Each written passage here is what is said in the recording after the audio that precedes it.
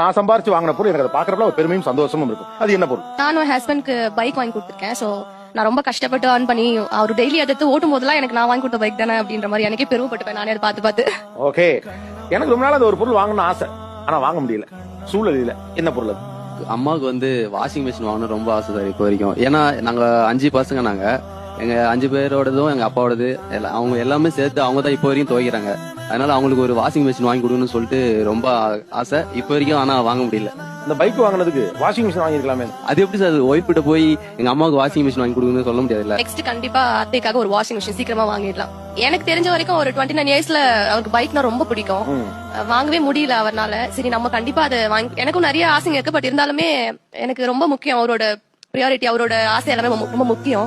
நீங்க உங்களோட எந்த ஆசையை தள்ளி வச்சுட்டு இல்ல வேண்டாம் இது செய்ய வேண்டாப்பா இப்ப வண்டி வாங்குவோம்னு முடிவு எடுத்தீங்க? எங்க வீட்ல வந்து இன்னுமே கவர்மெண்ட்ல கொடுத்த டிவி தான் ஓடிட்டு இருக்கு.